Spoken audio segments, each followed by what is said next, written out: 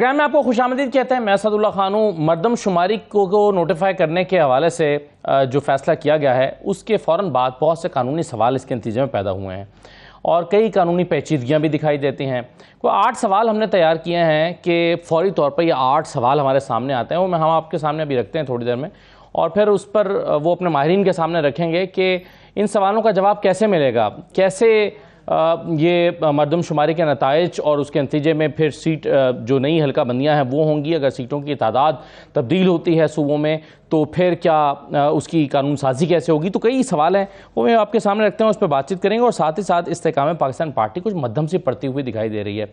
ना कोई जलसा हो रहा है, ना इसमें कोई नई शमूलियतें हो रही हैं, ना रोड मैप सामने आ रहा है। आखिर इस्तेकाम पाकिस्तान पार्टी क्या सोच रही है, और ये जो एक नई पार्टी ने जन्म लिया था जिसके जन्म लेने से पंजाब में बड़ी हलचल हुई थी, क्या ये हलचल थम चुकी है, इस पर भी हम बात करेंगे। कुछ और चीज़ें भी हैं। हमारे साथ प्रोग्राम के पहले हिस्से में मुदस्सिर रिजवी साहब मौजूद हैं, को भी खुशामदीद कहते हैं। और सबसे पहले मैं वो 8 सवाल आपके सामने रख देता हूँ ताकि एक फ्रेमवर्क हमारे सामने आ जाए, ताकि उस पर हमारे लिए डिस्कशन करना आसान हो। देखिए वो 8 सवाल क्या हैं जो इस कल के फैसले के नतीजे में सामने आए हैं। सबसे आम सवाल तो ये है, 1 मार्च 2023 से मरदमशुमारी का अमल शुरू हुआ। 5 बार तोसी के बाद 15 मई को मरदमशुमारी मुकम्मल हो गई। इंतखाबी साल में मरदमशुमारी की मंजूरी के अमल में गैर मामूली ताखीर का मुजाहरा क्यों किया गया।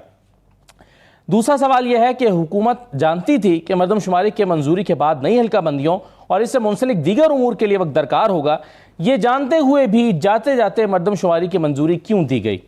तीसरा सवाल यह है कि क्या गैर मुंतखब नुमाइंदे निगरान वज़राए आला मुश्तरका मुफादात काउंसिल में मरदमशुमारी की मंजूरी जैसे बड़े फैसलों का हिस्सा और सबब बन सकते हैं। आइन का इसमें तकाजा क्या है।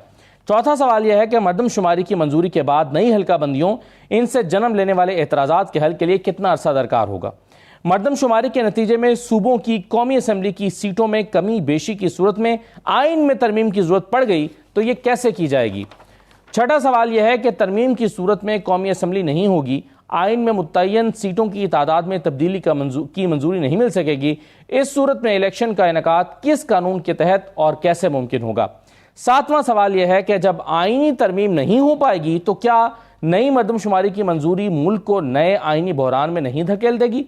और आठवां सवाल यह है कि निगरान सेटअप 60 या 90 रोज से तजावुज़ करेगा तो इसकी आइनी और कानूनी हैसियत क्या होगी। मुदस्सिर रिजवी साहब, पहला सवाल यह है कि अगर ये 15 मई को तो मरदमशुमारी मुकम्मल हो गई थी, इसको फौरी तौर पर फिर ये एक CCI का इजलास बुलाकर नोटिफाई करने या ना करने का फैसला नहीं होना चाहिए था। ये बिल्कुल हुकूमत आखिर में जाते हुए ये कर रही है, इसकी कोई वजह समझ आती है आपको?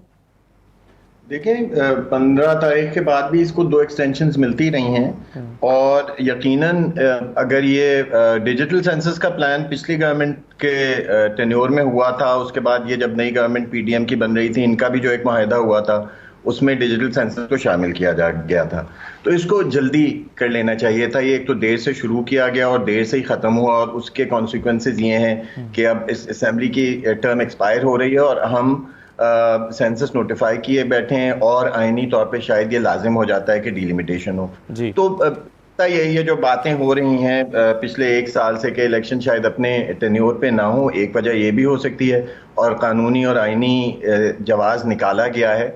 लेकिन आपकी ये बात ठीक है, अगर ये PDM के एग्रीमेंट में भी शामिल था तो सेंसस को जल्दी हो जाना चाहिए था और उस हिसाब से नोटिफाई होना चाहिए था कि इलेक्शन की टाइमलाइंस में डिले ना हो। लेकिन now we are in a situation कि सेंसस नोटिफाई हो गया है, शायद ऑफिशियली पब्लिश भी हो जाए अगले हफ्ते में। उसके बाद इलेक्शन कमीशन क्या करता है, this is yet to be seen. अच्छा मुदस्सिर साहब, ये जो इलेक्शन एक्ट 2017 का सेक्शन 17 और इसका आर्टिकल 2 है, 17(2), अब ये कहता है कि the commission shall delimit constituencies after every census officially published. यानी अब डीलिमिट तो होना है। अब ये अगर ये डीलिमिटेशंस होती हैं तो फिर इसकी हमें आइन का जो आर्टिकल 51(3) है उसमें ये पता चलता है कि इसमें जो सीटें हैं वो मुख्तस की गई हैं। यानी बलोचिस्तान की 16 हैं, खैबर पख्तूनख्वा की 45 हैं, स्क्रीन पर हम ये दिखा भी रहे हैं, पंजाब में 141 हैं, सिंध की 61 और इस्लामाबाद की 3। अब अगर इसमें कोई तब्दीली करनी है तो फिर 51 का सेक्शन 5 हमें यह बताता है कि इसके लिए फिर आपको असम्बली के पास जाना पड़ेगा और वही इसमें कोई तब्दीली लाएंगे कि अगर बलूचिस्तान की 16 से बढ़ाकर 18 करनी है, या सिंध की आपने 61 से बढ़ाकर 65 या 63 करनी है, और या किसी सूबे की कम करनी है, तो उसके लिए आपको असेंबली के पास, पार्लियामेंट के पास जाना पड़ेगा, जो कि आज से 2-3 दिन के बाद वजूद में नहीं रहेगी। तो मेरा सवाल आपसे मुद्दसर रिजवी साहब ये है कि ये अमल फिर कैसे पाया तकमील को पहुंचेगा? देखिए, अगर तो ये जो कॉन्स्टिट्यूशन का 51(3) आप कोट कर रहे हैं सब क्लॉज, इसके तहत अगर 266 की 272 सीटें होनी है तो आइन में तब्दीली होगी। 16 बलूचिस्तान की 16 की 18 अगर होनी है, और 266 चेंज भी नहीं करते, सीटों का नंबर वही रहता है, लेकिन प्रोविंशियल डिस्ट्रीब्यूशन अगर चेंज होता है तो यकीनन आइन में तब्दीली करनी पड़ेगी। लेकिन अपरेंटली जो सेंसस के नताइज हैं उसके मुताबिक इस प्रोपोर्शन में कोई तब्दीली आ नहीं रही। अब ये आईनी माहिरी बता सकते हैं कि क्या अगर सेंसस के बाद सीटों के प्रोपोर्शन में तब्दीली ना आए, यानी बलूचिस्तान की 16 ही रहें और जो अभी एलोकेशन है उसमें, क्या दोबारा यही रीइटरेट कॉन्स्टिट्यूशन में अमेंडमेंट के तहत करना पड़ेगा, या इन्हीं सीटों इसी प्रोपोर्शन को लेके इलेक्शन कमीशन जो आपने इलेक्शन एक्ट का सब सेक्शन 2 का कोट किया है, सेक्शन 20 का किया, उसके मुताबिक डिलिमिटेशन लाजिम हो जाएगी। लेकिन सीटों की प्रोपोर्शन कोई बदलती नजर नहीं आ रही। जो पॉपुलेशन के फिगर्स कल सीसीआई की मीटिंग के बाद नजर आए, लेकिन ये ऑफिशियल पब्लिश होगा जब उस वक्त हमें वाज़े होगा कि क्या असल सूरत हाल है। सर, लेकिन इसमें मैं आखिरी सवाल आपसे करके फिर बारिश साहब के पास जाता हूँ। लेकिन रिजवी साहब, ये अगर देखें, एमक्यूएम कह रही है कि हमारी 2 सीटें कराची में बढ़ जाएंगी। अगर 2 सीटें कराची से बढ़ेंगी और अगर हमने सिंध का नंबर बरकरार रखना है 61, तो इसका मतलब है कहीं से 2 सीटें कम भी होंगी। पंजाब में भी जब फवाद चौधरी साहब ने कल ट्वीट किया था कि पंजाब से भी, चकवाल से और झेलम से 1-1 सीट कम हो रही है, 1-1 सीट का सूबा हो जाएगा। तो ऐसी सूरत में इसका मतलब है कहीं से कम करना है, कहीं से ज्यादा करना है, लेकिन ओवरऑल पॉपुलेशन तो बड़ी है। कहीं ऐसा तो नहीं है कि ओवरऑल पॉपुलेशन कम हुई है तो सीटें तो फिर इस मरदमशुमारी के मुताबिक लॉजिकली तो बढ़नी ही चाहिए। देखिए, जरूरी नहीं है। बहुत से मुल्कों में सीटें वही, इंडिया में 543 सीटें हैं तो वही 543 सीटें हैं, वो चलती आ रही हैं, उसमें इजाफा जरूरी नहीं है। लेकिन जो आइन है वो सिर्फ प्रोपोर्शन प्रोविंस का कॉन्स्टिट्यूशनल अमेंडमेंट के जरिए होती है, लेकिन जो प्रोविंस की पॉपुलेशन है उस पर डिस्ट्रिक्ट की पॉपुलेशन का कोटा निकाला जाता है, वो लॉ के तहत होता है कि रहीम यार खान को कितनी सीटें मिलेंगी, वो पॉपुलेशन के हिसाब से, उसका आइन से कोई ताल्लुक नहीं है। वो कॉन्स्टिट्यूशन के तहत और डिलिमिटेशन के जो रूल्स हैं उसके तहत निकाला जाता है। उसमें भी प्रॉब्लम्स हैं, यकीनन आगे प्रोग्राम चलेगा तो उस पर बात करेंगे। ठीक है, तो सरवर भाई साहब, सर इसका मतलब ये हुआ कि अगर कराची में 70,000 नफूस बढ़ गए हैं तो फिर झेलम में कुछ 40 हज़ार लोग कम भी हो गए हैं, 50-60 हज़ार लोग कम भी हो गए हैं, क्योंकि बहरहाल एक हल्के में अगर हम देखें ऑन एवरेज तो वोटर्स की तादाद 2 लाख 2.5 लाख इस तरह पंजाब में होती है। तो क्या अगर झेलम जैसे सूबे की सीट एक कम हो जाती है, उसकी डिस्ट्रिक्ट की एक सीट कम हो जाती है, तो इसका मतलब है कि हम ये तसव्वुर करें कि वहाँ आबादी कम हो गई है? देखिए, बुनियादी बात तो यही है कि जो फार्मूला है डिलिमिटेशन का, उसमें एक प्रिंसिपल है कि जो क्वालिटी ऑफ वोट का प्रिंसिपल बुनियादी तौर पर वहाँ हमारे कानून आइन में मौजूद है कि 10% से ज़्यादा प्लस माइनस नहीं हो सकते। तो इसलिए वो जो और उसको भी अब इन्होंने जो अमेंडमेंट्स की थी उसमें उसको भी ख़त्म कर दिया गया है। तो इसलिए जो क्वालिटी ऑफ वोट है, यानी कि हर शहरी का जो वोट है वो बराबर है। ये नहीं हो सकता कि हाफजाबाद में 3 वोट जो है वो लाहौर के 1 वोट के बराबर हो, या कराची का जो 3 वोट है वो झेलम के 1 वोट के बराबर हो। तो वो एक बुनियादी प्रिंसिपल है पूरी दुनिया में कि जो वोट की बराबरी है वो कायम रहनी चाहिए, और हमारा आइन भी यही डिमांड करता है। तो एक पहली बात तो ये है कि ये जिसको हम कहते हैं 1%, ये नहीं है कि एक डिस्ट्रिक्ट के जो वोट है वो 3 और दूसरी जगह पर, जैसे बन्नू में यही हुआ था 2017 में, और इसी तरह आप हाफजाबाद और लाहौर का देखें तो वहाँ हाफजाबाद में 12-11 लाख के ऊपर एक कॉन्स्टिट्यूंसी है, लाहौर में कोई भी कॉन्स्टिट्यूंसी 6 लाख से ज्यादा नहीं है। तो ये हमें देखने की बात है कि ये जो इक्वालिटी ऑफ वोट है वो कायम रखी जाती है या नहीं रखी जाती। लेकिन बुनियादी बात है कि जो सेंसस है वो कभी भी कोई टेक्निकल मसला नहीं रहा पाकिस्तान में। सेंसस करवाना बुनियादी तौर पर एक सियासी मसला चला आ रहा है पाकिस्तान में, कि 1998 के बाद 19 साल हमने सेंसस नहीं करवाया, और फिर हम 5 साल के अंदर एक और सेंसस करवा रहे हैं, और उसके ऊपर एक पूरी पॉलिटिक्स है। पॉलिटिक्स इसलिए है कि जो हमारे यहाँ सियासी जमातें हैं उनकी पॉपुलैरिटी बहुत फ्रेगमेंटेड है। मसलन कुछ सियासी जमातें सिर्फ कराची में पॉपुलर है या सिंध के अर्बन में है, कुछ पार्टियां जो है वो सिंध के इंटीरियर में यानी कि रूरल एरिया में, कुछ पार्टियां सिर्फ जो है वो पख्तूनख्वा या पश्तो स्पीकिंग इलाकों में बलोचिस्तान की है, और उनकी जो बलोच स्पीकिंग एरिया है वहां पर उनकी कोई वो नहीं है। तो बुनियादी तौर पर जो फाइनेंसेस की डिस्ट्रीब्यूशन है और जो पावर की डिस्ट्रीब्यूशन है जो कि इलेक्टेड नुमाइंदों के जरिए है, वो बुनियादी तौर पर रोल प्ले कर रही है। और हर पार्टी चूंकि उसकी एक पॉकेट है, उस पॉकेट में उसकी उसकी पॉपुलैरिटी है दूसरों से ज्यादा है, इसलिए उसकी कोशिश होती है कि वो सेंसस के अमल को उसी तरह मुतासर करे जैसे वो इलेक्शन के फ्री और फेयर होने को मुतासर करते हैं हमेशा। और इसी तरह सेंसस के पूरे अमल को जो है वो सर बारिश साहब अभी तो यही होता है ना कि हलकों की तश्कील है वो आबादी की बुनियाद पर होती है, और अगर आबादी बढ़ रही है, जैसे 207 मिलियन पाकिस्तान की 2017 में आबादी थी जिसके मुताबिक 2018 के इलेक्शन हुए थे, और अब 241 मिलियन हो गई है, यानी 24 करोड़ से बढ़ गए हैं, तो फिर इसका मतलब है कि अगर हम वही फॉर्मूला बरकरार रखें कि जिस फॉर्मूले के मुताबिक हम पहले एक हल्का बना रहे थे, तो उस लिहाज से तो हल्कों की मजमूई तादाद भी इजाफा होना चाहिए लॉजिकली स्पीकिंग। देखिए वो तो मैं यही कह रहा हूँ कि बहुत सारी चीजें, एक तो टेक्निकल हम बहस करते रहे, लीगल बहस करते रहे, लेकिन बुनियादी तौर पर जो ताकतवर हल्के हैं वो अपनी जोर आजमाई करते हैं, कुश्ती करते हैं, और वो देखते हैं कि हम किस तरह ले दे करके और बड़े इश्यूज पर गिव एंड टेक करके वो इस तरह के करते हैं। मसलन 266 सीटें बाकी रह गई हैं, पहले 272 होती थी। पाकिस्तान की आबादी बढ़ गई है, दुनिया भर में ये फार्मूला है कि वोट की बुनियाद पर कॉन्स्टिट्यूंसी होनी चाहिए, पॉपुलेशन की बुनियाद पर होनी चाहिए, वोट की बुनियाद पर नहीं होनी चाहिए। तो इंग्लैंड में भी ये पॉपुलेशन की बुनियाद पर है। तो बुनियादी बात तो यही है कि हमारे यहाँ बहुत सारे लोग हैं, और इसी तरह जो आपने खुद शुरू में जिक्र किया कि ये सेंसस हो रहे हैं, 5 से 6 माह लगे हैं, अभी तक कोई ऑफिशियल उसका अनाउंसमेंट भी नहीं हुई।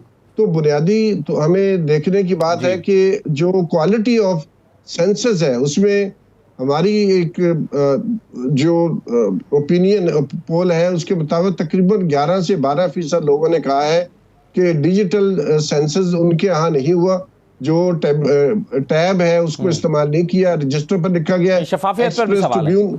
जी, शफाफियत के ऊपर लाजमी सवाल आता है, क्योंकि मई में कहा जा रहा था कि 5-4.5 करोड़ आबादी बढ़ गई है, अब वो आबादी फिर कम हो गई है। तो मैं समझता हूँ, और वो भी ऑफिशियली ये तो कराची के लोग भी कह रहे हैं, एमक्यूएम ये कह रही है कि अभी भी हमें हमारा मुतालबे के मुताबिक एक्चुअली नंबर नहीं मिला। वो कहते हैं ये चलें गनीमत है कि 70,000 लोग हमें मिल गए हैं, लेकिन हम 3 करोड़ रजिस्टर करवा के रहेंगे। तो अभी भी वो इसको मान नहीं रहे कि जो फिगर मिला है वो ठीक है। लेकिन आपने कहा कि ये सियासी मामला है। मुदस्सिर रिजवी साहब, एक तो मैं वही समझने की कोशिश कर रहा हूँ, और लोगों के लिए भी, क्योंकि बहुत सारे लोग आवाम में भी कन्फ्यूजन मौजूद है। जैसे पंजाब को अगर हम लें तो 2017 में पंजाब की आबादी 109 मिलियन थी, या 110 मिलियन तकरीबन, और 2023 में 127.6 मिलियन हो गई है। तो आबादी तो मजमूई तौर पर बढ़ी है, तो क्या हम फॉर्मूला ये बना लेंगे कि एक हल्का ज्यादा वोटर्स पर मुश्तमिल हो जाएगा, इस तरह से फिर इसकी तकसीम होगी? क्योंकि अगर जितनी पहले पॉपुलेशन के मुताबिक एक हल्का बना था उस हिसाब से तो फिर हल्के ज्यादा करने पड़ेंगे। नहीं, देखें, ये कोटा निकलता है लॉ के मुताबिक। पिछली दफा जो पंजाब का कोटा निकला था वो 7,80,000 की एक सीट होनी चाहिए थी। ठीक है। और जो बात साहब ने बात की वो इंतहाई अहम है कि इक्वल सफरेज के मामलात जो हैं वो बुरी तरह कंप्रोमाइज होते हैं और लॉ बड़ा वाजे है कि, लेकिन उसमें गुंजाइश दे दी गई है कि एज फार एज प्रैक्टिकल पुराने लॉ में 2017 के 10% से, यानी 7,80,000 का अगर पंजाब का कोटा निकला है तो इसमें 10% से ज्यादा की वेरिएंस नहीं होनी चाहिए। ऐसा नहीं होना चाहिए कि एक हल्का 6 लाख का हो जाए और दूसरा हल्का 9 लाख का हो जाए। लेकिन क्योंकि लॉ में हमारी ये भी एक कदगन लगाई गई थी कि डिस्ट्रिक्ट एडमिनिस्ट्रेटिव बाउंड्रीज के अंदर ही कॉन्स्टिट्यूंसीज बननी है, इसकी वजह से वेरिएशन बहुत बढ़ जाती थी। तो जो अभी 2022 में डिलिमिटेशन हुई थी उसमें 82 हल्के इस तरह के थे जो इस लीगल प्रिंसिपल से पूरे नहीं उतर रहे थे, या तो बहुत छोटे थे या बहुत बड़े थे। मिसाल के तौर पर भाई साहब ने, हाफिज साहब हाफिजाबाद की बात की, वहां पे एक हल्का NA81 का 11,56,000 का था, और पंजाब में जेहलम 2 जो हल्का जहां पे शायद कुछ लोगों ने कहा एक सीट कम हो जाएगी, वहां पे एक हल्का 5,73,000 पे बना हुआ था। यानी इक्वल सफरेज तो नहीं हुई ना। हाफिजाबाद में 2 लोगों का एक वोट बन रहा है रिप्रेजेंटेशन की इलेक्ट में तकरीबन, और झेलम का एक वोट, एक आदमी। हाफिजाबाद में एक ही सीट है MNA की, बहुत बड़ा हल्का है जी, दो सीटें वहां पर है। हाफिजाबाद 1। इसी तरह बन्नू में 12 लाख पे सीट बनी है, और टांक में उससे बिल्कुल थोड़ी दूर आगे जाके 4,27,000 की पॉपुलेशन पे एक सीट बनी है। तो टांक के लोगों की यानी जो रिप्रेजेंटेशनल कुव्वत है वो ज्यादा है बानिस्बत बन्नू के लोगों से। वहां 2 लोगों का तकरीबन टांक के एक वोट के बराबर बन रहा है। तो अब नया लॉ जो आया है उसमें उन्होंने इलेक्शन कमीशन पे से ये पाबंदी हटा दी है कि डिस्ट्रिक्ट की बाउंड्रीज को वो उनको बहुत ही स्ट्रिक्टली एडहेयर करना होगा, और लॉ में प्रोविजन डाल दी गई है सेक्शन 20 की प्रोविजन में कि provided that for this purpose it shall not be necessary to strictly adhere to the strict district boundaries.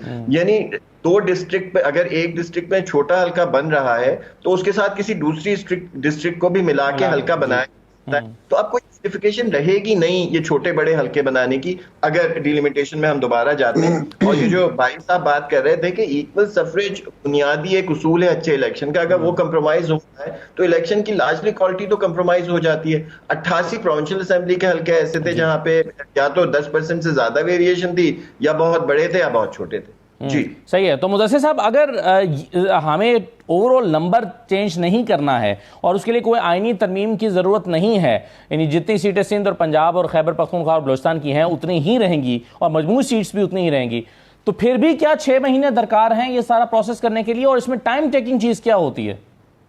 देखिए 3 से 4 महीने तो जो हमारे पुराने एक्सपीरियंसेस डिलिमिटेशन के उसमें 3 से 4 महीने तो लगते हैं। 1 महीना तो जो प्रिलिमिनरी लिस्ट आती है उसके बाद रिप्रेजेंटेशंस का ही होता है, यानी लोगों के पास वोटर्स और कैंडिडेट्स के पास ये इख्तियार है कि वो चैलेंज कर सकते हैं, ऑब्जेक्शंस फाइल कर सकते हैं, इलेक्शन कमीशन लेता है। उन ऑब्जेक्शंस के बाद तकरीबन 1 महीने में ये होती है। तो 2 महीने का तो लीगल 3 से 4 महीने का तो लीगल प्रोसेस लॉ में दर्ज है। अब ये अगर प्रोसेस को फॉलो नहीं करते तो फिर प्रोसेस की इंटीग्रिटी पे क्वेश्चन उठेंगे कि भाई आपने अगर रात गए डिलिमिटेशन कर दी तो इसका मतलब है डिलिमिटेशन की फाइल पहले से बनी हुई थी। तो election commission have to take a transparent and open process for delimitation, और उसमें ऑब्जेक्शंस भी आने चाहिए और उन ऑब्जेक्शंस की हियरिंग भी ओपन होनी चाहिए और फिर फाइनल लिस्ट आनी चाहिए। तो वो 3 महीने का 4 महीने का तो प्रोसेस है लॉ में डिटरमिन्ड। Right sir. सरवर भाई साहब, ये बताइए कि क्या गैर मुंतखब नुमाइंदे यानी निगरान वज़ीर आला जो हैं, क्या वो भी CCI में बैठकर अपनी राय इस जैसे अहम मामले पर अपना वोट दे सकते हैं? देखिए, पहले तो उनका टेन्योर खत्म हो चुका है, 90 दिन गुजर चुके हैं, और अब उनका मौजूद होना जो है एक हकीकत तो है, लेकिन उसकी जो लेजिटिमेसी है वो बिल्कुल जीरो है, और उनका कोई राइट नहीं बनता कि वो CCI की मीटिंग में वो शामिल हो, राय दें और उन्हें देखें। एक तरफ तो पीपल्स पार्टी के जो रहनुमा है वो कह रहे हैं कि हम इस सेंसस को इसके ऊपर जो उनकी राय और है जो, और दूसरी तरफ उनका जो चीफ मिनिस्टर है उसने जाके उसके रिजल्ट्स जो है उनको सपोर्ट किया है, यानी कि उसको एंडोर्स किया है, वोट दिया उसके लिए, माना है। लेकिन दूसरी तरफ पीपल्स पार्टी कुछ और बयान दे रही है कि हमें इसके बारे में शकूक शुबहात है और हम नहीं मानते इसको, तो और वो चाहते हैं कि इलेक्शन वक्त पर हो। ये सारे जो उनकी लीडरशिप यही कह रही है कि हम चाह रहे हैं कि इलेक्शन वक्त पर हो। तो अगर एक कुछ लीडरशिप कह रही है वक्त पर हो, दूसरे उनके चीफ मिनिस्टर साहब CCI में जाके दूसरा बयान दे रहे हैं, तो यार उससे ताखीर तो लाजमी होनी है, क्योंकि 120 दिन तो उनके पास है इसको। ये बिल्कुल सही है। एक पॉलिटिकल क्वेश्चन है कि पीपल्स पार्टी अचानक कैसे मान गई, उनकी राय मुख्तलिफ थी और CCI में जाकर उनकी राय मुख्तलिफ थी। बहुत शुक्रिया, वक्त खत्म हुआ मेरे पास। बहुत शुक्रिया मुदस्सिर रिजवी साहब और सरवर भाई साहब प्रोग्राम में शिरकत करने के लिए। एक छोटा सा ब्रेक लेते हैं, ब्रेक के बाद वापस आकर इस्तेहकाम पाकिस्तान पार्टी की जरा बात करते हैं, वो कहाँ गायब है। ब्रेक के बाद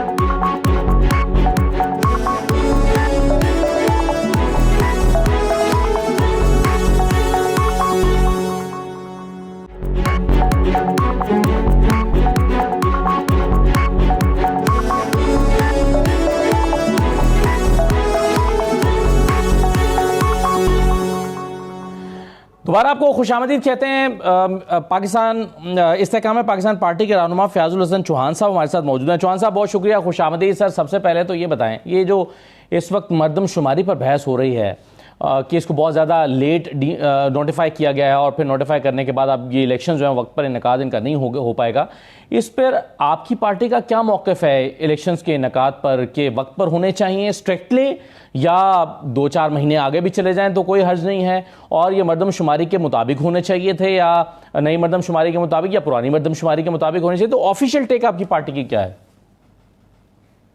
बिस्मिल्लाहिर्रहमानिर्रहीम। पहले तो मैं आपको अपना ज़ाती हवाले से एक चीज़ बताऊं कि मैं वाहिद पॉलिटिशियन हूं पाकिस्तान का जो पिछले 6 माह से मुसलसल ये बात कह रहा था कि जनाबे वाला इलेक्शन अपने वक्त पे नहीं हो सकते। क्यों नहीं हो सकते? उसकी वजह मरदमशुमारी है। मैं वाहिद बंदा हूं, आप मेरे पिछले जनाब पीटीआई छोड़ने से पहले के भी टॉक शोज देख लें, पिछले 3 महीने के भी देख लें, मैं हर रोज कम से कम एक शो के अंदर ये बात कहता रहा हूं और अपने 2-3 प्रेस कॉन्फ्रेंस। अब वो क्यों? देखिए, बुनियादी तौर पर आइन का आर्टिकल 51 है जिसके सब आर्टिकल 1, 2, 3, 4, 5 हैं। उसके अंदर वाज़े तौर पर लिखा हुआ है कि रियासत पाकिस्तान जब भी मरदमशुमारी और सेंसस करवाएगी तो सेंसस का सरकारी नतीजा अनाउंसमेंट जब हो जाएगा तो रियासत पाकिस्तान पाबंद होगी कि कौमी सूबाई असम्बलियों की नई हदबंदियां करवाएगी, और जो भी इलेक्शन आएगा जनरल नया वो उस नई हदबंदियों के ऊपर और नई मरदमशुमारी के मुताबिक होगा। ये आइन के अंदर क्लियर लिखा हुआ है। फिर 2018 के अंदर लेकिन जहां साहब उसमें ये है ना कि नया नतीजा जो है वो मरदमशुमारी का वो अनाउंस होगा तो उसके मुताबिक ये होगा ना। आप 17(2) की बात जो कर रहे हैं इलेक्शन एक्ट में, लेकिन मसला ये है कि वो नोटिफाई करना है या नहीं करना, ये फैसला बहुत देर से हुआ है ना। अब तसल्ली से ना, असद भाई मुझे 2-2.5 मिनट आप पे टोकना नहीं है, सर सुन लीजिएगा।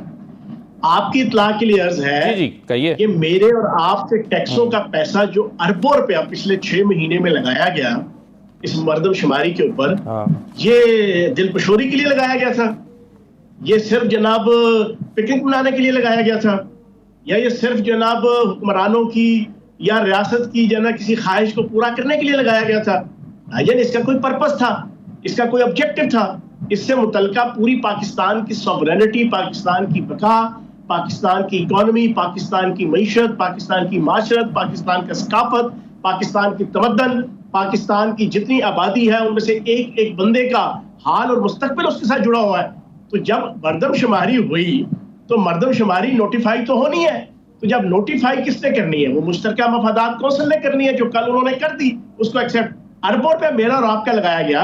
अब इसमें एक नुकता और समझ लीजिएगा, आपकी इत्तला के लिए अर्ज है, पिछली दफा आपका जनाब इलेक्शन हो गए पिछली मरदमशुमारी के ऊपर, वो हालिया मरदमशुमारी पे नहीं हुई जो 2017 में हुई थी। उस वक्त जनाब 2018 में तमाम पॉलिटिकल पार्टीज ने अहद किया कि आइंदा जो भी इलेक्शन होगा वो नई मरदमशुमारी के मुताबिक होगा। नई मरदमशुमारी में 3.5 करोड़ नया वोटर ऐड हुआ है, 3.5 करोड़। अब आप मुझे ये बताएं कि 3.5 करोड़ वोटर से आप उसका राय जनाब उसका हक के नुमाइंदगी कह लो या उसका जनाब राय दही का हक कह लो, आप उसे छीनेंगे, रियासत उनसे छीनेगी। ये किस तरह हो सकता है? किस तरीके से जनाब एमक्यूएम मानेगी? तो चौहान साहब, फिर आपका मुतालबा ये नहीं होना चाहिए आपकी पार्टी का कि इसको उसी वक्त जब ये सेंसस कंप्लीट हो गया था इसको फौरन नोटिफाई होना चाहिए था ताकि इलेक्शन अक्टूबर नवंबर में मुकम्मल होते, यानी 90 डेज के अंदर होते। अब ये आईनी एक हमें जो है वो कदगन को अबूर करना पड़ रहा है, आगे ले जाने पड़ रहे हैं। सद भाई, ये अभी कंप्लीट हुआ है, डोर टू डोर अभी तो कंप्लीट हुआ है, अभी तो कंप्लीट हुआ है। ये तो बड़ा वक्त से पहले इन्होंने कर दिया, अभी तो कम से कम महीना 1.5 और इसकी कंपाइलेशन के ऊपर लगना था। अब जब इसकी मंजूरी हो गई, 24 करोड़ 15 लाख पाकिस्तान की आबादी तय हो गई, 3.5 करोड़ नया वोटर ऐड हो गया। अब आप 3.5 करोड़ वोटर को कहेंगे तुम घर बैठे रहो, तुमने वोट नहीं देना। भाई क्यों नहीं देना? यही तो आइन कहता है, यही तो रियासत पाकिस्तान को आइन पाबंद करता है। तो अब आपकी हदबंदियां होंगी, हदबंदियां होने के बाद जी इलेक्शन हो जाएगा। सही है। अब सर 2 चीजें हमारे सामने है ना, एक इलेक्शन एक्ट 2017 है जो कहता है कि जी जब ये सेंसस हो जाए, पब्लिश हो जाए तो आपको डिलिमिट करना पड़ेगा। दूसरा आइन का आर्टिकल 224 कहता है कि जी इलेक्शन 90 दिन के होने चाहिए। तो ये तो दोनों आपस में टकरा गए, इलेक्शन एक्ट 2017 और आइन पाकिस्तान। अब इसमें मैटर जो है वो सुप्रीम कोर्ट में भी जा सकता है और जाएगा मेरे ख्याल में। अगर किसी को बहुत ज्यादा खंग खारिश होगी, पाकिस्तान में आइन और कानून के बड़े बड़े चाचे मामे ताए फुफड़ बैठे हुए हैं, खुद अपने ऊपर अमल करे ना करे पाकिस्तान के कानून का, लेकिन वो सुप्रीम कोर्ट में रिट उन्होंने लाजमी करनी होती है। वो रिट हो जाएगी, जब रिट हो जाएगी तो फिर सुप्रीम कोर्ट फैसला कर लेगी हालात और वाकयात के मुताबिक। और फिर इसमें एक चीज और दो चीजें मैंने और ऐड की हुई हैं पिछले एक महीने से, मैं ये कह रहा हूं। एक तो जनाब आपका सैलाबी सूरत हाल है। इस वक्त जनूबी पंजाब, वस्ती पंजाब, बलोचिस्तान, पूरा सिंध डूबा हुआ है। और जो फॉरकास्टिंग है कि जनाब अगला एक महीना इंतहाई सीवियर किस्म की बारिशें हैं, मौसमी हालात हैं, और फिर इंडिया की तरफ से वो टिपिकल, वो ट्रेडिशनल कन्वेंशनल बदमाशी, गुंडागर्दी और जलालत है। पानी जो वो डैमों में रोक के पाकिस्तान के दरियाओं में वो छोड़ता है बरसात के मौसम में, वो भी वो छोड़ रहा है। एक तो आपका आधा पाकिस्तान जनाब डूबा हुआ है इस पानी में। तो तीसरी वजह जो इलेक्शन को डिले के हवाले से, जो सबसे पहले मैंने ब्रेक की थी पाकिस्तान के टीवी चैनल्स में, फिर उसके बाद आपकी अपोजिशन की एक लीडर है इंडिया की, उसने आज से 10 दिन पहले जनाब प्रेस कॉन्फ्रेंस करके उसको जनाब अपनी अप्रीहेंशन दी कि पुलवामा 2 टाइप का जनाब मोदी सरकार कोई बदमाशी करने चली है, फॉल्स फ्लैग ऑपरेशन। जैसे पुलवामा 1 हुआ था, अब ये पुलवामा 2 जो है वो 1-1.5 महीने के अंदर करने लगे हैं, ताकि पाकिस्तान के साथ 1 महीना 1.5 महीना LOC के ऊपर कोई जंग का माहौल बनाया जाए। अगर खुदा न खास्ता कोई ऐसी चीज भी हो जाती है, तब भी सैलाब की वजह से भी, मर्दमशुमारी की हदबंदियों की वजह से भी, इलेक्शन मार्च सही है 2024 से दिसंबर 2024 के दरमियान मुझे कम से कम नजर आ रहे हैं, जो मैं पिछले 3 महीने से कह रहा हूं। सही है। चौहान साहब, ये आपकी बातों से ये लग रहा है कि आपकी ख्वाहिश भी यही है कि इलेक्शन ताखीर का शिकार हो, क्योंकि अभी आपकी पार्टी की तैयारी भी नहीं है इलेक्शन में उतरने की। अगले 3 महीने में आपका इलेक्शन हो जाता है तो अभी कोई तैयारी आपकी जमात की नजर नहीं आती। ये तासुर जो आपकी बातों से लग रहा है, ये दुरुस्त है? बात ख्वाहिश की नहीं है, बात जमीनी हकाइक की है, बात आइन और कानून की है, बात रियासत पाकिस्तान की है। बस 3 चीजें। सही है। नहीं, मगर चौहान साहब देखें ना, अगर नई हल्काबंदियां होती हैं ये तो उसमें भी फिर भी 4-5 महीने चाहिए ना। अक्टूबर में नहीं इलेक्शन होंगे तो दिसंबर में हो जाएंगे, जनवरी में हो जाएंगे। आप इसको ले जा रहे हैं अगले साल मार्च से दिसंबर तक, ये आप कह रहे हैं कि 1.5 साल तक इसको जो है वो अगर डिले कर दें तो कोई हर्ज नहीं है। ये मेरी असेसमेंट है। और फिर उसमें अगले साल बारिशें भी होनी है, खुदा ना खास्ता। पाकिस्तान जाने, हुकूमत जाने, निगरान हुकूमत जाने। मैंने अपनी असेसमेंट एक पॉलिटिकल वर्कर की हैसियत से, एक मीडिया पर्सन की हैसियत से, जो मैं ऑब्जर्व कर रहा हूँ, जो मैं फील कर रहा हूँ, जो मैं फेस कर रहा हूँ as a political worker, as a media person, Pakistan के सारे हालात मामलात, मैंने वो आपके सामने कंक्लूजन दे दिए। सही है। चौहान साहब, ये क्या हुआ है? इस्तेकाम पार्टी जो है, ये बड़ी उठान इसकी बड़ी ज़बरदस्त थी। ये आई, इसने तहलका मचा दिया आते ही पहली जो प्रेस कॉन्फ्रेंस थी, लॉन्च थी, उसके बाद ये कोई मध्यम सी पड़ती नज़र आ रही है। ना नए लोग आ रहे हैं, ना कोई जलसा हुआ है, ना कोई एक्टिविटी है जो पॉलिटिकल पार्टीज की होती है। क्या मामला है इस पार्टी के साथ? इब्तदाए इश्क खैर होता है क्या, आगे आगे देखिए अब होता है क्या। ये 9 तारीख को ये तो आप 1.5 महीने से कह रहे हैं। हाँ, कह रहा हूँ ना, कह रहा हूँ, उसके ऊपर पैरा दे रहे हैं। देखो, मैं जो बात कहूंगा, मैं वो पाकिस्तान का हमारा पिंडी के जना सियासतदान है जो पूरी जिंदगी यही कहता रहा, अगला हफ्ता बड़ा अहम है, 2 हफ्ते बड़े अहम है, 3 हफ्ते बड़े अहम है, वो मैं ये नहीं कहता। मैं जो बात सॉलिड होती है, जिसपे मैं पैरा दे सकता हूँ, मैं यकीन जाने दोबारा दोहरा रहा हूँ कि मर्दमशुमारी के जो जनाब आपके कॉन्सिक्वेंस हैं, आफ्टर इफेक्ट्स हैं, और उसके इलेक्शन को हेल्ड करने के हवाले से जो एप्रीहेंशंस हैं, मैं वाहिद बंदा हूं जिसने आज से 6 महीने पहले कहना शुरू किया था कि पॉसिबल ही नहीं है कि मर्दमशुमारी, अगर मैं ये कहूं तो गलत तो नहीं होगा कि मर्दमशुमारी का ये जो रौला पड़ा है, ये कंट्रोवर्सी पैदा हुई है, इससे आपकी पार्टी को बड़ा ज़रा इत्मीनान सा हुआ है कि चलो यार हमें भी कुछ टाइम मिल गया? इत्मीनान की बात नहीं है। बाकी हमारा मुकाबला नून लीग के साथ हो रहा है पंजाब में बुनियादी तौर पर नून लीग और IPP का जरा मुकाबला है, और इंशाल्लाह अल्लाह पाक खैर करेगा। अभी 9 तारीख के बाद खड़े करने पंजाब में 141 सीटों पे बंदे, चौहान साहब, उन्होंने खड़े करने 141 सीटों पे बंदे, आपने खड़े करने 25-30 सीटों पे बंदे। आपका क्या मुकाबला उनसे? नहीं, आप पे काम रहे।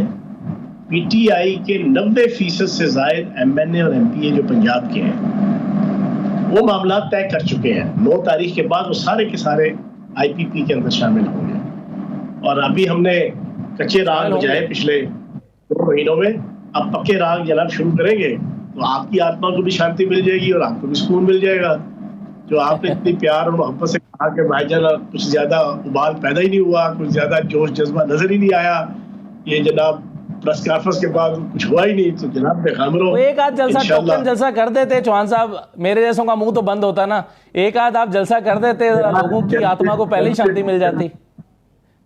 जलसे की सूरत अगर करें ना तो मुझे याद पड़ता 1993 का इलेक्शन था, अल्लाह पाक जन्नतुल फिरदौस में जगह थे गाजी हुसैन अहमद साहब को, उन्होंने इस्लामिक फ्रंट बनाया था, बड़े बड़े जलसे किए, नून लीग और पीपल्स पार्टी से भी बड़े बड़े जलसे उनके होते थे, सीटें टोटल 2 मिली थी, ठीक है ना, जलसे नहीं होते है। तो आप ये कह रहे हैं कि जलसों पर तो आपका इन्हिसार है ही नहीं, आपका इन्हिसार किसी और चीज पर है। अल्लाह पाक खैर करेगा इंशाल्लाह, पंजाब के अंदर हुकूमत बनाएगी IPP, पैगाम रहे। चले बहुत शुक्रिया फैजल चौहान साहब प्रोग्राम में शिरकत करने के लिए। एक ब्रेक के बाद वापस आ रहे हैं।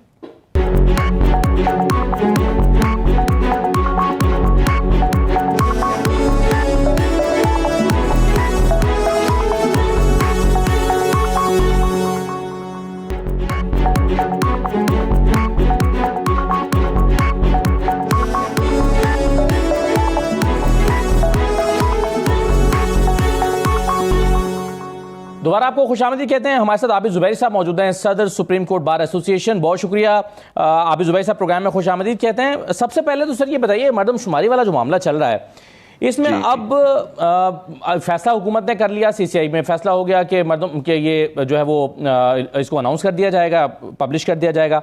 अब इसके साथ ही इलेक्शन एक्ट 2017 का सेक्शन 17(2) जो है वो एक्टिव हो जाता है, लेकिन क्या इसके एक्टिव होने से आइन का आर्टिकल 224 साकित हो जाएगा या ये उसके ऊपर ओवरलैप कर जाएगा जो कहता है कि 90 दिन में इलेक्शन होने चाहिए? बिस्मिल्लाहिर्रहमानिर्रहीम। देखिए, मेरा पहली बात तो है कि CCI की मीटिंग वो भी फैग एंड ऑफ इस हुकूमत के बिल्कुल आखिरी दिनों में मुनक़िद करना, और उसमें 2 चीफ मिनिस्टर्स जो केयर टेकर चीफ मिनिस्टर्स हैं पंजाब के और खैबर पख्तूनख्वा, उनको वहाँ आना, मैं समझता हूँ ये मीटिंग ही इलीगल थी। क्योंकि देखिए, उनका काम तो इलेक्शन, वो तो वैसे ही जो सुप्रीम कोर्ट का फैसला है आइन के अंदर 90 दिन का है, उन दोनों हुकूमतें उस फैसले के रूट से तो वैसे ही इलीगल हैं, तो उनके जो फैसला इन दोनों चीफ मिनिस्टर्स के होते हुए हुआ वो तो वैसे ही, मैं समझता हूं आप कह रहे हैं कि मीटिंग में शिरकत ही नहीं कर सकते थे? वो नहीं कर सकते, क्योंकि देखिए केयर टेकर चीफ मिनिस्टर का काम ये नहीं होता। उनका तो अभी तक जो डिफाइंड है लॉ, उसमें यह है कि जी वो उनका डे टू डे करना है। उन्होंने 2 सेक्शन 230 इलेक्शन एक्ट की तरमीम की है, लेकिन वो तो मुझे नहीं पता कि अभी वो कानून बना है या नहीं। तो अभी ये जो इशू है, ये पहली बात तो ये है कि जी वो मीटिंग में जो फैसला हुआ, मैं समझता हूं कि उसकी लीगल और कॉन्स्टिट्यूशनल हैसियत ही नहीं है। क्या ये चैलेंज किया जा सकता सर? बिल्कुल चैलेंज किया जाता है और चैलेंज होगा ये। दूसरी बात आप देखिए, आर्टिकल आपने सेक्शन 17(2) की बात की, आर्टिकल 51 है सुप्रीम ये आइन का जो करता है कि आपकी नेशनल और प्रोविंशियल असेंबली वगैरह में सीटें कितनी होंगी। जी। उसके अंदर क्लियर लिखा हुआ है सेक्शन 151(3) में। देखिए, आपको मरदमशुमारी होती है, उसके बाद डीलिमिटेशन होता है, और डीलिमिटेशन के बाद आबादी बढ़ती है। कल मैंने सुना कि लॉ मिनिस्टर साहब फरमा रहे थे कि जी हम उसमें हम तादाद तब्दीली नहीं होगी, सीटों की तब्दीली नहीं होगी नेशनल असेंबली में और प्रोविंशियल। क्यों नहीं होगी? जब आपकी आबादी खुद आपने डिक्लेयर कर दी 24 करोड़ है, तो आप कैसे वो जो लोग एक्स्ट्रा आए हैं उनको आप डिसइनफ्रेंचाइज कर सकते हैं? उनको बलूचिस्तान में जैसे आबादी बढ़ी है, कम हुई है, तो सीटें कहीं बढ़ेंगी, कम होगी, उसके लिए आपको आईनी तरमीम की जरूरत होगी। आपके पास अभी भी आपके पास नंबर नहीं है आईनी तरमीम करने के लिए, और केयर टेकर के जमाने में तो होंगे नहीं। तो ये कहना इलेक्शन, और देखिए जो अभी रिसेंटली वो जो फैसला आया 14 मई वाला की रीजंस आई हैं, उसमें सुप्रीम कोर्ट ने क्लियरली कह दिया है कि इलेक्शन कमीशन तारीख देने का मजाज है 90 दिन के अंदर, वो उससे आगे नहीं दे सकता। अब बातें हो रही है आर्टिकल 254 है जी, उसके अंदर लिखा हुआ है कि वो पीरियड होगा 224 90 डेज इज मैंडेटरी। आर्टिकल 254 कोई इस तरह की इंटरप्रिटेशन नहीं हो सकती जो कानून के अंदर जो इलेक्शन का पीरियड है उसको बढ़ा सके किसी तरह से। मैं आपको उसकी एक एग्जाम्पल दूं, जब शहादत हुई थी शहीद बेनज़ीर भुट्टो की, तो उसको इलेक्शन 37 या 40 दिन ताखीर से हुए थे। उसकी उस ताखीर को बाद में 18वीं तरमीम के तहत एक आर्टिकल ऐड किया गया और उसको प्रोटेक्शन दी गई कि वो डिले को कवर किया गया आर्टिकल 270 में। तो अगर ये सिर्फ 37 होता और आर्टिकल 250 आगे हो सकते थे, इतना बड़ा सानिया हो गया था पाकिस्तान के अंदर, शहादत हो गई थी, तो फिर आईनी तरमीम की क्या जरूरत थी। तो ये कहना इलेक्शन कमीशन का कि जी अब हमें हल्का बंदियां करनी है, उसके लिए हमें 4 से 6 महीने चाहिए, इसलिए हम आगे तारीख देंगे, मैं नहीं समझता। अगर इलेक्शन कमीशन ने पहले ही आइन तोड़ चुके हैं वो लोग पंजाब के, उसके बारे में और ये जजमेंट्स में क्लियर हो गया जो अभी रीजंस आए जस्टिस मुनीब अख्तर के अभी 3 दिन पहले, तो अब इस तरह इनकी बात करना, इलेक्शन होने तो 90 दिन में होने। लेकिन आपने देखा कि पंजाब के अंदर जो जजमेंट आई सुप्रीम कोर्ट की, उसको ना हुकूमत ने माना ना इलेक्शन कमीशन ऑफ पाकिस्तान ने माना, तो उससे ये साबित हुआ कि उन्होंने तो आइन तोड़ दिया। तो अब उन्होंने बात नहीं मानी तो आगे भी नहीं माननी, क्योंकि देखिए सुप्रीम कोर्ट का ये जिस अदालत का हुक्म उदूली होती है उस पर पाबंद होता है कि वो उस पर कंटेम्प्ट प्रोसीडिंग्स करे, अपना इन्फोर्स करे ऑर्डर। आर्टिकल 190 जो सुप्रीम कोर्ट को पावर देता है कि जी सारी अथॉरिटीज जो है वो विल एक्ट इन एड। लेकिन आपने देखा सुप्रीम कोर्ट ने इसे गुरेज किया सर, अभी डिटेल्ड ऑर्डर आया है कल परसों, उस डिटेल्ड ऑर्डर में सिर्फ मैं कहता हूं कि सुप्रीम कोर्ट ने जब ये ऑर्डर किया था उसकी तामील नहीं हुई थी, उनको कंटेम्प्ट प्रोसीडिंग्स करनी चाहिए थी, और उन पटिशनर को, वो जो स्पीकर्स थे दोनों असेंबलीज के जो पटिशनर्स थे उस केस में, उनको कंटेम्प्ट प्रोसीडिंग्स लानी चाहिए थी। वो लोग नहीं लाए तो उनका कसूर है, सुप्रीम कोर्ट को खुद लेना चाहिए था कि उनके ऑर्डर की हुकूमत तामील नहीं हो रही है उनकी ओर। ये बड़ी बात है कि ऑर्डर्स जो होते हैं कोर्ट के उसकी तामील होना जरूरी है, अगर नहीं होते तो उसको सजा मिलती है आदमी को। सही है। तो सर इसमें बस आखिरी सवाल इस पे करके फिर मैं एक दो सवाल आपके सामने और रखना चाहता हूं कि अगर जो मजमूई तादाद है जो कि 51-3 में दी गई है सूबों में और इस्लामाबाद में कैपिटल में, अगर इसमें कोई तब्दीली नहीं करनी तो फिर हल्का बंदियां सिर्फ यही होनी है कि हर हल्के में जो आबादी बढ़ी है, यानी हल्के में जो वोटर्स की तादाद में इजाफा हो जाएगा और नया काउंट हमारे सामने आ जाएगा कि अब इस हल्के में वोटर 3 लाख नहीं या 7 लाख नहीं बल्कि 8 लाख होंगे या 10 लाख होंगे, सिर्फ यही तब्दीली होनी है। लेकिन ये आइन का ये तो नहीं है, मतलब जहां आबादी अगर बढ़ जाती है और कम हो जाती है तो सीटें कहीं बढ़ेंगी और करेंगी। आपको डिलिमिटेशन का मतलब ये होता है कि आप डिलिमिट तो करेंगे, लेकिन एक आइन के अंदर आप पाबंद हैं कि अगर आपकी उस आबादी के तनासुब से तो सीटें होती हैं, ये भी तो एक आइन की रिक्वायरमेंट है, तो आपको उसकी सीटें बढ़ानी पड़ेंगी। तो ये कहना कि जी सिर्फ हम नंबर बढ़ा देंगे, डिलिमिटेशन इसके लिए होगी कि जी यहाँ 5 लाख आबादी थी वहां 7 हो गए, अब 7 लाख वोटर्स होंगे एक हल्के के, तो मैं समझता हूँ ये बिल्कुल आइन की मिस रीडिंग है और ये आइन शिकनी होगी। जी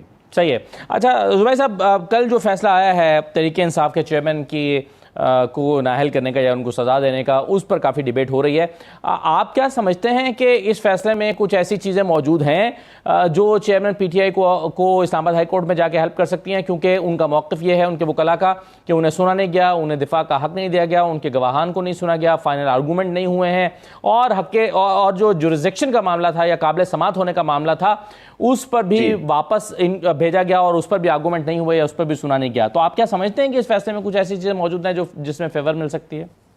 देखिए, मैं समझता हूँ ये फैसला, मैं मेरिट्स की बात नहीं कर रहा कि उनकी डिक्लेरेशन वगैरह, मैं जनरली बात कर रहा हूँ कि जो फैसला होता है वो इंसाफ दोनों पार्टी को सुनने के बाद फैसला होना होता है। लेकिन आप बड़ी उजलत में किया गया है फैसला। आप देखिए, एक इल्ज़ाम इन पे लगा इनके वकला के, इन्होंने बहुत डिले किया और वो सुबह मौजूद भी नहीं थे, लेकिन ख्वाजा हारिस साहब ने खुद फरमाया कि जी वो बाद में आ गए थे, लेकिन जज साहब ने उनको सुना नहीं और 12:30 बजे वो फैसला उन्होंने सुना दिया। ये बात नेचुरली वो ग्राउंड में लेंगे जब वो अपील करेंगे वो लोग अगर। लेकिन जो मेन इशू ये है कि आपने हाई कोर्ट की बात देखिए कि हाई कोर्ट में जब उन्होंने वो सेट असाइड किया और कहा कि पाबंद किया एडिशनल डिस्ट्रिक्ट जज को कि जी आप जुरिसडिक्शन के उस पर फैसला करें, लेकिन उसको साथ कर दिया कि जी आप मेरिट पे भी चला दें केस उसके बाद। लेकिन आप देखिए जब उनके वकील नहीं आए, उनको सुना नहीं गया, वो नहीं आए या सुना नहीं गया, वो तो एक बाद में डिबेट है। लेकिन इशू ये है कि वो जो ऑर्डर्स 2 जो थे जिसकी बेसिस पे उन्होंने पहले जुरिसडिक्शन अज्यूम की थी वो सेट असाइड हो गए थे, क्योंकि हाई कोर्ट ने रिमांड किया, उनसे कहा दोबारा फ्रेश करें।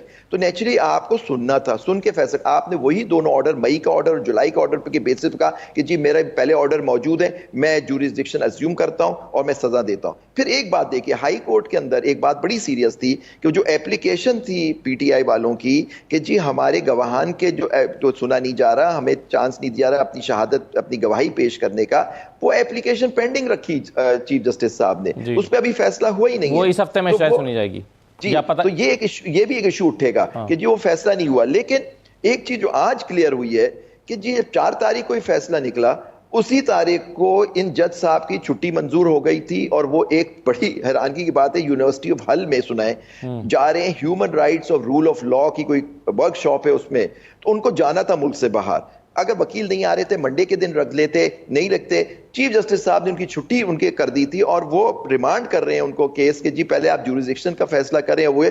तो ये बातें सारी चीजें आएंगी, उसी हाई कोर्ट में उनको अपील करनी पड़ेगी। वहाँ देखिए एक सवाल इसके पास आता है, कौन सुनता है केस को। और एक बड़ी ठीक है, इन जज साहब पे मुकला ने, इनके जो पीटीआई के थे, उन्होंने ऑब्जेक्शन लगाए हुए थे, वो एप्लीकेशन रिजेक्ट कर दी थी हाई कोर्ट ने कि जी ये बाइस नहीं है। तो ये इशू तो एक रहेगा कि वो बाइस्ड है या नहीं। भाई साहब आखिरी सवाल मुख्तसरन मैं आपसे ये जानना चाहूंगा कि अब अगर असम्बलियां चली जाती हैं मुद्दत पूरी करके, सितंबर में सदर मुमलिकत की मुद्दत पूरी हो रही है, तो क्या जब तक अगर इलेक्शन डिले होते हैं और 1 साल तक असम्बलियां वापस नहीं आती और सदर का इलेक्टोरल कॉलेज नहीं होता, तो क्या यही मौजूदा सदर 1 साल तक के लिए या जब तक के लिए असम्बलियां नहीं आती ये अपने ओहदे पर बरकरार रहेंगे?